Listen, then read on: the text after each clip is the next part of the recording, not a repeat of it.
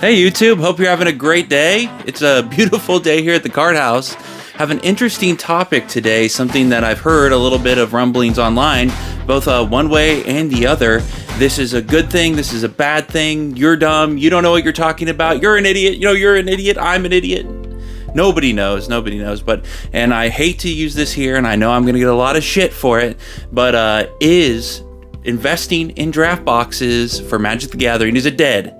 Is draft box investing dead? And I'm specifically talking about draft boxes because there's so many other products that that can make the whole topic a little confusing. And that's that's the initial problem here with Magic the Gathering, is that it is confusing and it's not simple anymore, and so that kind of makes everything a little more complicated and a little more crazy. And so people the market can't really find the price for something if there's so many competing things. It all gets mumbled and jumbled. So I think that has a big thing to do with why we're not seeing the returns, guys. Oh, I know.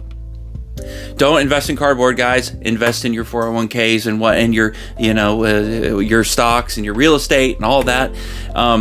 So my thought on this is just if you have knowledge in a market, it makes a lot of sense to take advantage of that knowledge that you have in the market. If you're like me and you're constantly paying attention to prices of cards and boxes and things like that, you might as well use that knowledge that you have in order to make some money on it.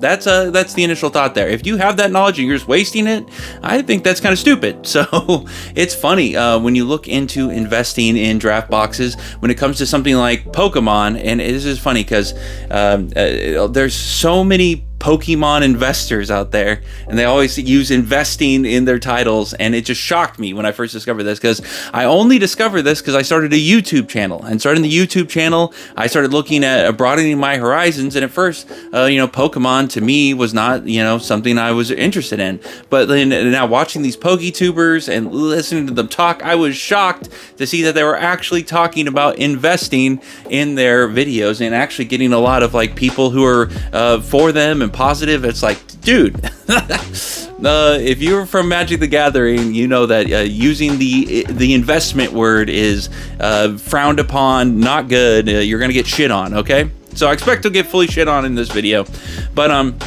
don't invest in the index. Invest in your index, okay? If you don't invest in an index fund, go out there and do that. If that's what you want to do, I highly suggest that you do that and don't do any of this. But it is interesting to see.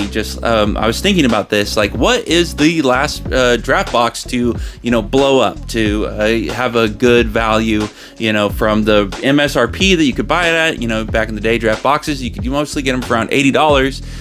Taxes and shipping, let's say around $90. Most people, if you were a savvy purchaser, you could usually get it around $90.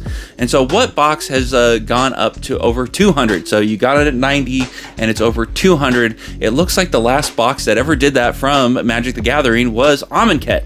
Amonkhet, the box that came out in 2017, April of 2017, so almost 7 years ago was the last time we saw a box that has gone up in value like that. Before that, there was also Kaladesh, and then before that, it was Eldritch Moon.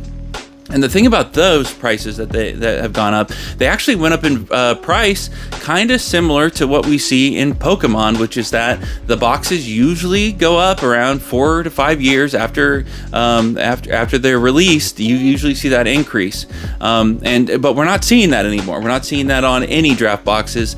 If we look past then, the newest draft box that we can see that has a higher value, and we're just talking about draft boxes here, from regular tentpole releases. I'm not talking about modern sets or master sets or any of that stuff, which they're not doing very well either, except Double Masters is actually doing pretty good.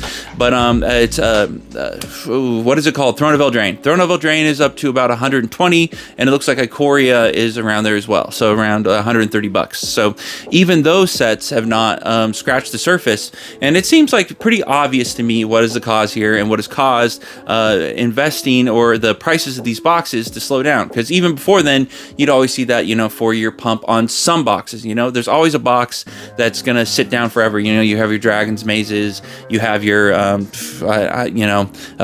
plenty of Return to Ravnica. I'm just trying to think off the top of my head. There's always boxes.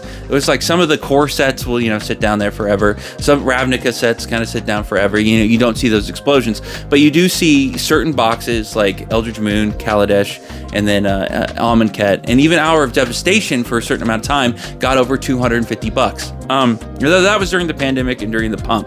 So where are we at today? Was looking at Pokemon boxes from the same time. So I was looking like what's gone up over $200. So from Magic, we have Kaladesh, which is around $300, and then we have Amonkhet.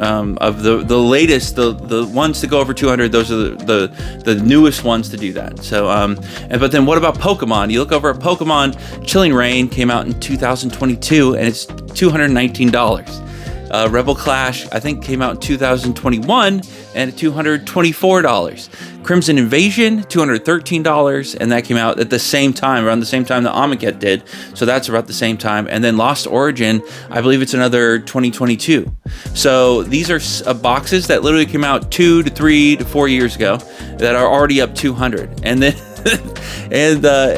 so we already have multiple boxes in Pokemon that have gone up. So why are we seeing Pokemon has continued to see the value of their boxes rise, but at the same time, Magic the Gathering is having this slump? And over time, I do imagine that these boxes will pick up in value just because of arbitrage. People are still buying boxes. If you go on and look at any of these boxes every day, 2, 3, 4 boxes of all these sets are being sold. People are still buying them, so the prices should continue to rise as people purchase the products, open the products, play with the products, things like that. The prices should rise, but they're not rising at the rate they used to. And for me, it's obvious, and it should be obvious to you, the reprint value that Magic, Hasbro has used to kind of covet. I was listening to another YouTuber talk, and I would agree. I used to agree with them on what they said, that there used to be a 5-year-ish window that we'd see reprints of cards, but that no longer seems to be the case. It seems like if we have a hit card that comes out in a set, Magic is running at champing at the bit in order to get in and reprint that card and get the price of the card down. And that's so they don't let sets sit and invest in kind of raise in value over time from the single cards within them. So any card from the past, if we even have Pitless Plunder, that was an uncommon from Ixalan. How many? I think it's been reprinted 3 times now, but that was one of those cards that it's an uncommon from a set that came out that rose to about $13 around there, and those are the kind of things that help pick up the prices of boxes because people are going to go back and try to get them. But then if you have the company just saying, hey, you don't need to do that, we're going to reprint it for you, we're going to put it in a new set in a list slot, we're going to put it in a secret layer for you, we're going to put it in a master set, we're going to put it in some sort of second type set within a set in there, so you don't have to go back and open those boxes. So we're not seeing that amount of arbitrage that we used to see in boxes because people aren't picking them up anymore. I mean, I think this is all pretty obvious, but it seems like people want to deny it and don't see it. And I would love to see hear your opinions on it. But I think it's obvious with Booster Fun, with collector boxes, with set boxes, draft boxes, all the boxes, and now we're up to play boosters and collector boosters. But I just think this has caused confusion in the market. It's caused the market to compete with itself. So instead of with Pokemon, you have your ETB, you have your Elite Trainer box, and you have your booster box. You have some supplemental products like you have these Gyarados EX collections and cool collections and things like that, and some just booster pack products and tins and things like that, but nothing that is straight up competing with a booster box. There's no collector version of a Pokemon booster box. It's just booster boxes, and so that's what I think it makes it easy for a game like Pokemon to pick up in value. Also, I just think they've stuck with the basics, and the basics here have made their products rise in value because you're opening it up. There's not a lot of confusion. You have your special full art and illustrations that are obviously the top cards when you open the card, and then in Magic, it's literally who knows what the fuck. I've literally had people on eBay message me back saying that I had restuffed cards or I'd repacked cards because they didn't understand what would be in a collector booster that would have. I was what was it, Brothers War Collector booster, and it was so confusing to the person who bought it from me that they were trying to get a refund saying that I repacked it because these cards were obviously not meant to be together, and they were wrong. So, I mean, there's just a confusion in the market. And so I just don't think it picks up as much. So I think if you're looking at investing, draft boxes and Magic the Gathering are not the way to go. But, you know, over time, you know, they will rise. And over time, everything that, you know, has a limited supply that is continued to be open and removed, as long as that supply continues to be removed, it will open up in time. But there are obviously better places to park your money than draft boxes, I believe. And of course, if you don't understand a market, you don't care about a market, you know, obviously the safest thing for you to do is index funds in the stock market. That is obviously, there's not an argument there, guys. It's just if you have some knowledge in a market and you want to use it, that's when you want to like get into something like this. And so it looks like for me, and this is why the best probably thing for you to invest your money in, and don't take, this is not financial advice, but it just sounds like, but it's not, okay? Don't listen to me. I am an idiot. But what looks like gets the most returns in Magic the Gathering, this is a secret, and I'm going to make another video on it,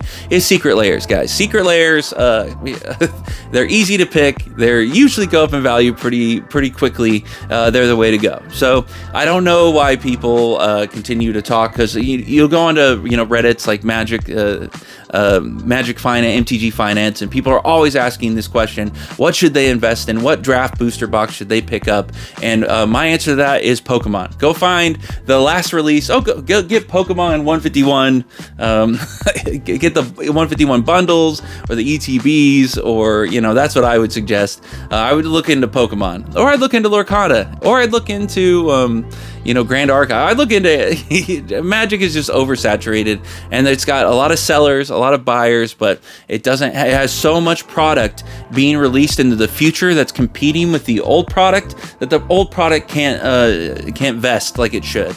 And so that's where I think with that. So I think there's way better options in the market. But if you're interested, you know, you're just gonna have to wait for a while, which is kind of super crazy. You are gonna have to wait 10 years to get something that you could get with Pokemon in 2 years. You could have this have something that takes you 7 years with Magic, you could do in 2 years with Pokemon. That's something to think about there. So if you're actually interested in like or making a return, I would look into something like that. But anyways, that's just some funny things to know or to think about. Let me know what you think in the comments about draft boxes. Are you buying draft boxes? Are you sitting on draft boxes? I actually just got a bunch of these Adventures in Forgotten Realms set boxes because I just got a really good deal on them, and I'm just gonna open them, sell the singles. And so I'm there's the arbitrage. I'm helping y'all who are sitting on those boxes for them to go. I love AFR. I love core sets. They're just a lot of fun to play, and I like the themes. Although the power level is super low, they are super fun. Anyways, a fun long video for you today. Anyways, I want to say thank you to my patrons. Thank you for watching me. I just came out with a couple patrons today. There's a behind the scenes one for a question that I got through the Patreon. If you are a patron, feel free to ask me any questions. I will make a video about the question that you asked me. So go on there and do that. And I want to say thank you to my subscribers, and thank you for my viewers, and thank you for my commenters. Leave me a comment. Let me know what you think about draft booster boxes. Are they dead? Are they? Would you put your money in somewhere else? Like, where would you put your money? I appreciate any comments. And guys, this is all for fun. This is not. Don't go fucking crazy. Okay, just have fun. If you're not having fun, then you shouldn't be here. Okay. Anyways, I hope you all have a great day, and I'll talk to you later. Okay, bye.